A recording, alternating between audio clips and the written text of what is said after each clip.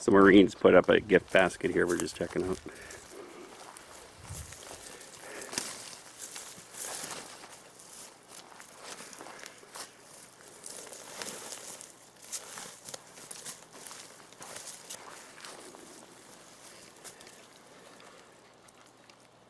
Let's see what's changed here. Pretty fancy looking. Isn't it? It's a macrame. No, nobody's touched.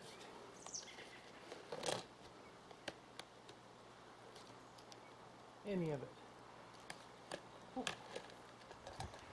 And that's been up there since, what did you say, April? February? No. It's been up here since 10 weeks. 10 weeks.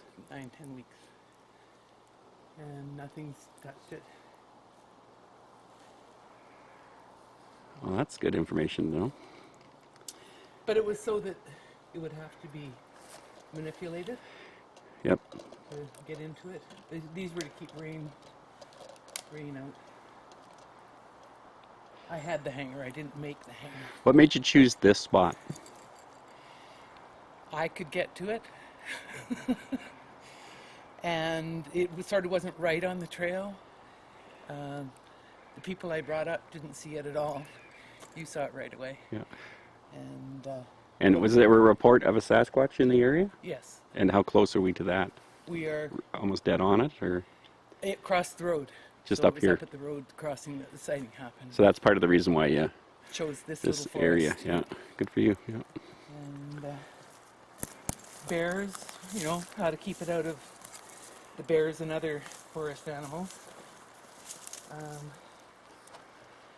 So, I think the lake's down there.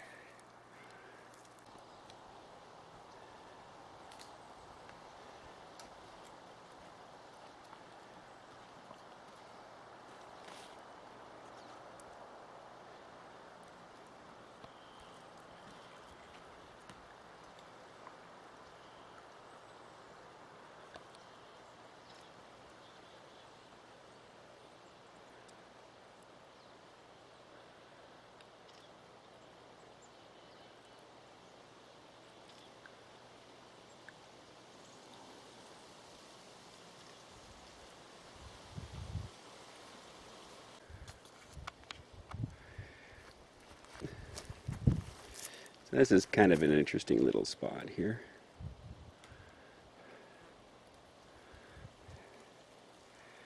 Kind of tucked in there. I don't know how those would get tucked in there like that. You would think that we were just discussing about the water levels getting really high because of those structures that are right out there that are man-made. These ones here, and why those are so high. And if the water level's so high, how did these get all piled in here though? Because they're on this side of these trees here. Don't know what it is, just something to take a peek at.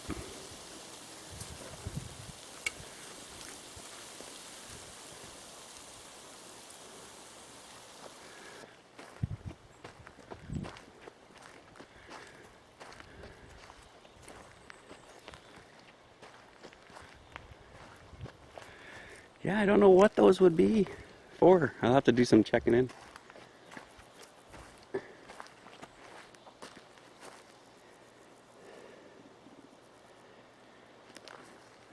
And then you got this over here.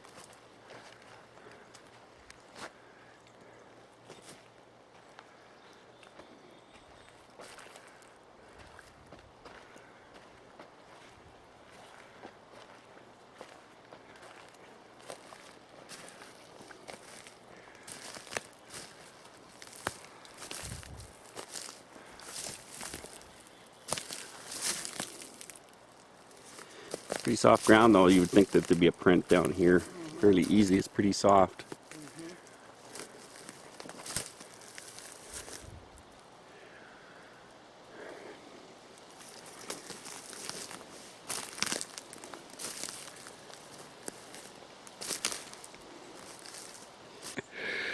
Sitting stump.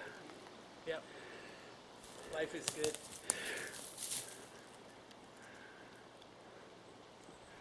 Be a perfect place to camp for someone for sure.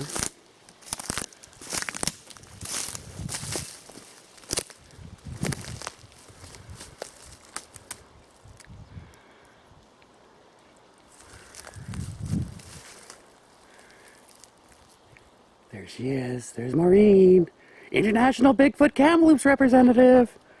If you have any Bigfoot area problems in Kamloops area, she's the one to call you. I mean, she's the one that'll call you if you call her. Who are you gonna call?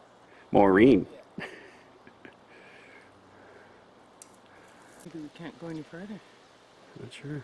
Looks like a marmot trap, I think. Pretty sure if you open it up, there's a trap in the bottom of it, but I don't want to do that. It's somebody's trapper's line here. So.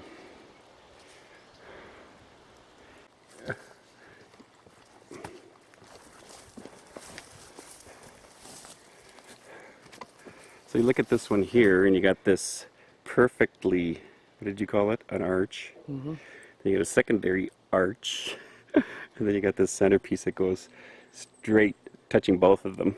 Holding them over. Oh. Yeah. Isn't that interesting? And it's a snap too. Oh, yes. And it's a twisted snap.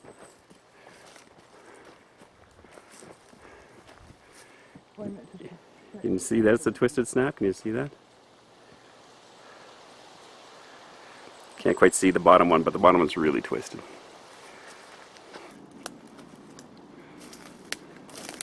And not very old. This one's not very old at all. It still has the greenery on the thing here. And there's the arch. And the secondary arch.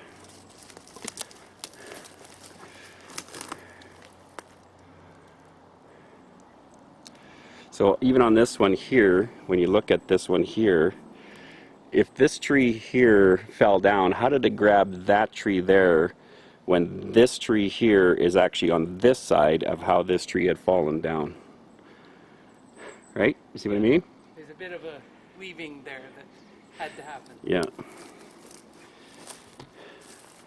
Because unless this tree was leaning, like it was already kind of leaning a bit and then this caught it and then pulled it down, that'd be the only way it would make sense.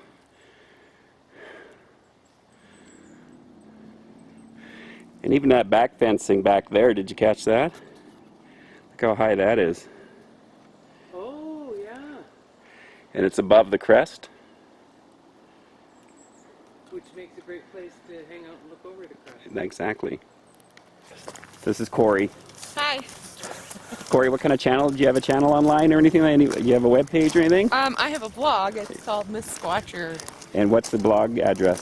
MissSquatcher.blogspot.ca. And how long have you had that running for?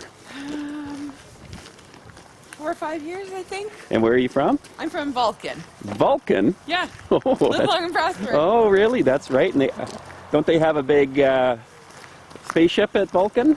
Yeah, we have. As a town, what's it called?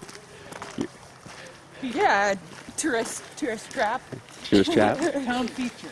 Yeah, we have an Enterprise ship that's built, and then actually right now there's a group of Klingons who want to build a bird of prey in Vulcan because they think it's not really fair that there's this Federation starship and no Klingon vessel. Oh, really? So they actually have a petition online on change.org petitioning the town of Vulcan to build a bird of prey. That's interesting. So there's a little fact about Vulcan. So how'd you get into squatching? Well, I mean, finding Bigfoot was really popular, right, a few years ago, and documentaries and stuff on TV all the time. And my parents were both always into the mysterious and unexplained, and so they sort of always taught me to have an open mind about things. And I decided that I needed to find out for myself what was out there. So I started to go look, and I found things. What kind of things did you find? Interesting things? I found a few interesting things and had a few interesting encounters. I found some tracks. Where were those at? Those ones actually were by Longview, just sort of south of Calgary. This wasn't here the other 4 times I was here, Oh, and it has appeared, yep, and I would guess yep. that it was actually across the road and has been moved. Oh yeah, it's been cut there, you can see. Sasquatch dogs. Oh, maybe that's... Squatch dog alerts. Yes.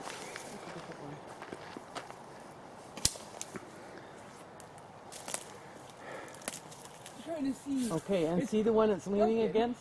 this one here. The skinny one? Yes. It's propped in the upper branch to stay there.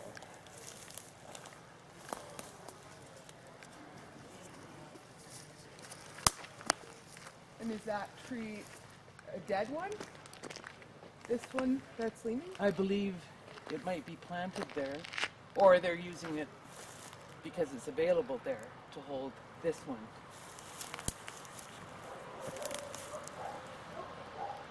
And maybe they're telling themselves not to go that way anymore. I don't know. I didn't really spend time with this yesterday. Well, yeah, there's definitely like a spot in there where you could walk, right? It's like a... If I took a run at the bank, maybe I could get up there. But, or else it was across the road this way and has been moved. Yep. Well, yeah, you can see. I mean, that would be easy for a Sasquatch or something to block the road. And it would be easy for me to move it here Yep. if it had been in my way. Yep. But there's other things. But Yep. this is the one. Here, I don't know how we went by it. I'm just gonna go up here really quick.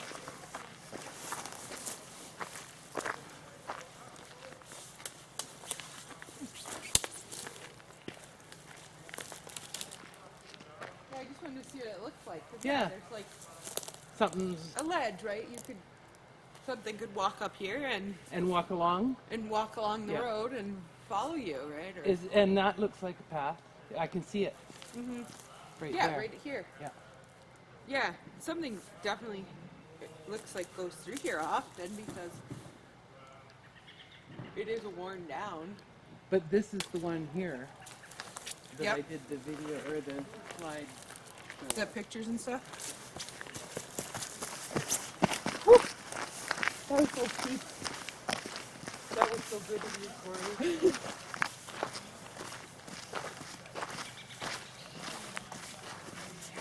And I've been here twice, Yep.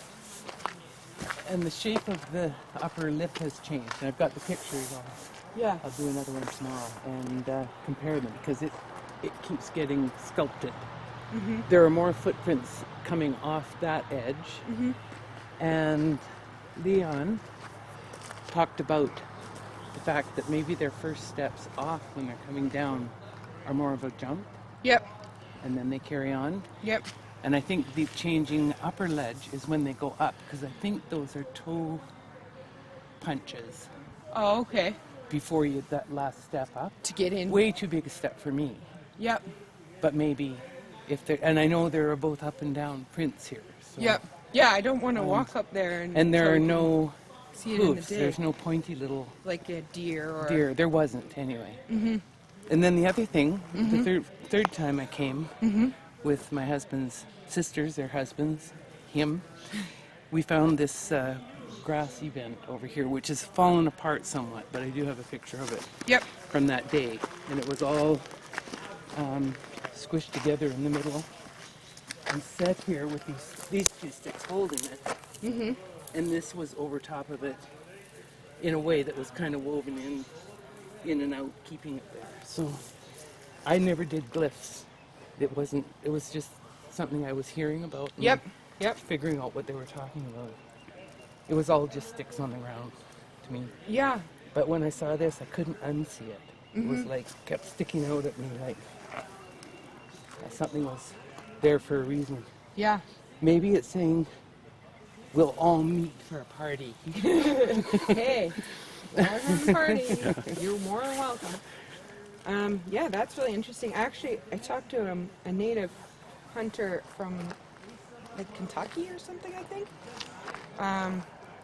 And he told me about these little glyphs, and yeah, I guess natives used to use them a lot, and they would, put sticks or whatever in a pattern, and it would mean white man here, or, bear in the area, good fishing, good hunting, village nearby, and it was like, just like hobos had symbols and stuff, right, that they would write down things that's correct. to send messages to each other. And they all knew what it meant Yes. amongst themselves. Yes. Yeah.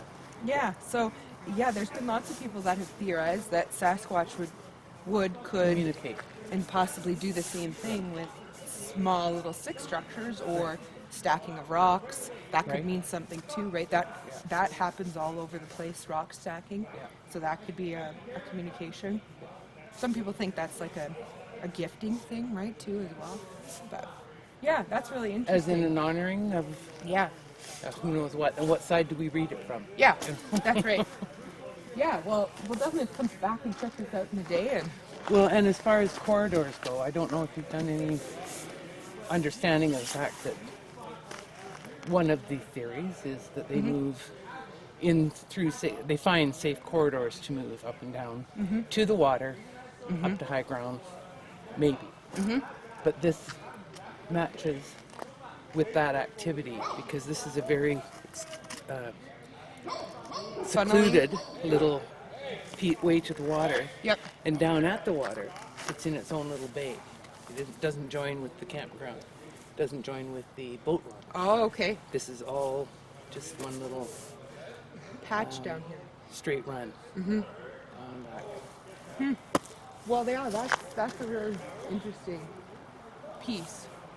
That's like its own little section of the beach. Have you walked down there at all? No, what we did was we walked out on this arm. Yep. It's pretty dark in here now, but Yeah, maybe in the morning. in the morning. They've got it blocked off with big rocks saying no overnight camping to the Oh, left. did you just hear a crack over there? Off to our left here? No. Yeah, I just heard some cracking in the trees there. And that lip goes straight out, Yep. and you can look down into this bowl, which has some interesting forest furniture arrangement. And you can look down into the boat launch, Oh, okay. public boat launch. Yep. So, Yeah, that would be interesting to go and look down there on the beach and see if there's tracks or if anything in there. yes. What am I trying to say? In The the, brush. The in the brush. substrate wood. Oh, in the brush. In yeah. the brush along there. Is there a path through there? Because There- at first glance, it doesn't really appear to be an open path. No. Right? And the roadway, the main road is just up there, Yep. running parallel to this road. Yep. So if they're traveling from the water across this road, up there, and then across the next road, Yep. I hypothesize that there will be markers Like the on both crossings? sides of that road that fit with them getting into this forest safely or into the forest across the road safely. There, I said it. Well, that's something we could maybe check out, Yes. right? We could do Yeah. a drive and see if there's anything along there. Yeah, that's a really good theory. And if that's true, so do you see that pathway through here? Yeah. So that goes all the way down to the end of the finger. And there's this bowl In here. and then the boat launch. Should we walk down here a little ways? Sure. It's fairly clear, I think. I'm gonna bring my headlight. We have a few minutes before it. It's dark. We have a light though. Yes. The candle bearer. Yeah. This little sort of canyon is very interesting. Did you do something? Like an amphitheater. Yeah. And there's interest you'll see tomorrow Yeah. through there. In one of the spots that we go to in Alberta a lot, there's sort of the same thing. What do we call it? A gully? Yeah, a steep ravine or something. Yeah, it's the same idea as it's right next to the campground. And sort of our theory with that is that they use this ravine and the way that this campground is particularly set up as a way to watch the people because they can sneak up on them. And that you would never know that No. they're there. And No. all they have to do is duck down that ravine, and they're gone. Yeah. Yeah. I don't know if you know Lonnie Olson. No. Oh, okay. Him and I walked down there, and there's a little creek, and I don't know, it's some kind of bramble, brush, shrubs, and it's like there's like a little path that you could crawl through underneath there, and something Yeah. could crawl on their belly through there. And be gone, and you just and you think you heard never- some bushes rustling. Yep. And you would never know it, that it's there. So this is getting to the end until just right down there, and then there are paths. So obviously Yep. it's used for walkers and hiking Yep. and public. But I think I said something much like you said about opportunities for observing Yep. when we looked at this yesterday. Yeah. Well, because Same concept. you could hear everything down in Yeah. the campground from here, right? And I'm sure, you know, if you walk over to this edge, you could probably see right down into the campground. And that's the water coming way in there. Yep. And it goes around then into the bay that the campground's in. Yep. So very private, secluded, and lots of hiding. Yeah, lots of Cover, opportunities. is that what it's called? Cover? Yeah, yeah, lots of opportunities for cover. Yeah, I think that's definitely a possible spot that they could sit and watch and observe people.